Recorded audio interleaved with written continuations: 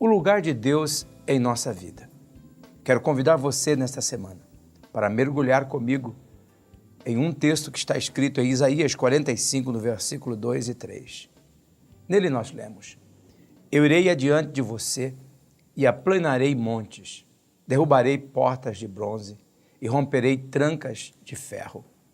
Darei a você os tesouros das trevas, riquezas armazenadas em locais secretos, para que você saiba que eu sou o Senhor, o Deus de Israel, que o convoca pelo nome. Isaías 45, verso 2 e 3. Como nós vemos, o texto é claro. Ele nos pontua a necessidade de colocarmos Deus no lugar certo da nossa vida. Mas, neste propósito, ao caminharmos nessa direção, muitas vezes nós cometemos alguns erros. E eu quero pontuar 3 desses erros que nós cometemos.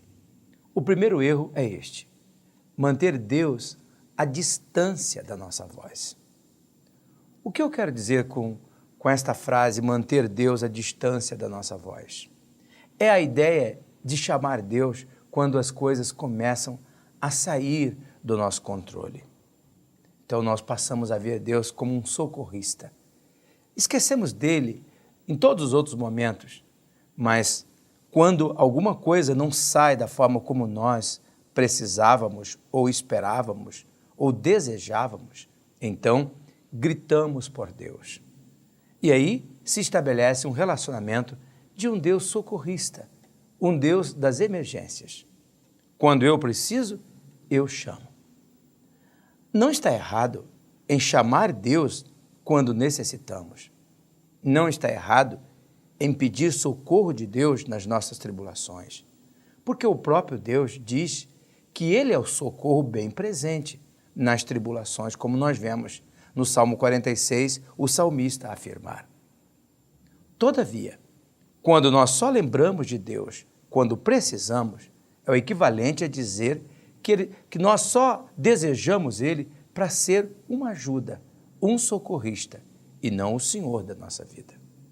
O segundo erro que nós cometemos ao colocar Deus no lugar certo é manter Deus ao nosso lado.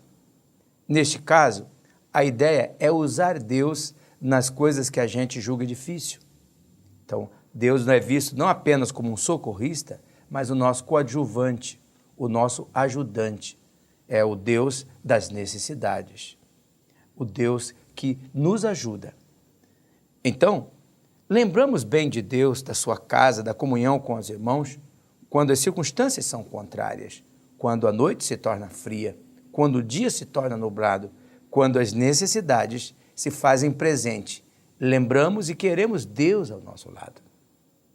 O terceiro erro que cometemos é manter Deus atrás de nós. Neste caso, Deus ele é um espectador que, embora não consultado por nós sobre nossas decisões, ele tem a obrigação de nos livrar de errar. Nós não o consultamos, mas esperamos que ele se atreva a ser Deus, impedindo a gente de cometer erros, mesmo que a gente não solicite a sua aprovação ou a sua reprovação. Então, são aqueles momentos quando a gente pensa assim: se não é da vontade de Deus, ele vai fechar a porta. Se não é a vontade de Deus, aquela pessoa vai dizer não. Nós estamos esperando que Deus, atrás de nós, simplesmente sinalize impedindo certos erros quando deveríamos escolher. Todavia, amigo, o texto lido sinaliza com clareza que o lugar de Deus, que o lugar que Deus precisa ocupar na nossa vida é a frente, na dianteira, na liderança. O texto bíblico é claro. Ele diz: eu irei adiante de você e aplanarei montes, derrubarei portas de bronze e romperei trancas de ferro. O texto é claro. Em outras palavras, Deus está querendo dizer: eu só aceito um lugar na sua vida. Eu aceito o lugar de liderança. Deus precisa ser o líder da vida. Deus não é apenas um ajudante. É verdade que Ele nos ajuda, é verdade que Ele nos socorre, mas Ele é mais que um ajudante. Ele é o socorro sempre presente nas horas das angústias, mas Ele não quer ser apenas um socorrista em nossa vida. Ele quer ser Senhor, Ele quer ser líder. Como veremos nessa semana, existem muitas vantagens quando Deus ocupa o lugar certo em nossa vida, quando Ele está à frente da nossa vida. Eu sugiro que você pare agora e avalie qual é o lugar que você está oferecendo para Deus em sua vida. Será que é a liderança? Se não, você está errando. Deus precisa ser o líder da sua vida. Será que isso não explica o fracasso, a derrota, a angústia, a depressão, o choro, a lágrima que está ocupando na sua vida?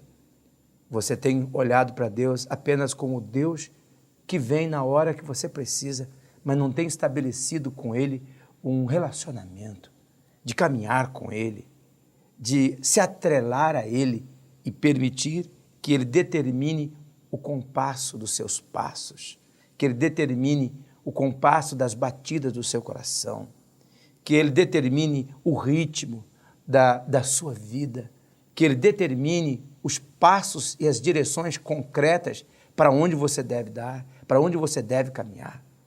Você compreende o que eu estou dizendo a você? Você percebe o que Deus está falando com você? Eu lhe garanto, se Deus estiver à frente da sua vida, na liderança da sua vida, pode ter certeza, Ele vai aplanar os caminhos, Ele vai destruir as portas de bronze, Ele vai arrebentar com os ferrolhos de ferro e vai dar tudo aquilo que você necessita. Pense nisto, creia nisto, viva isto e você terá uma vida melhor.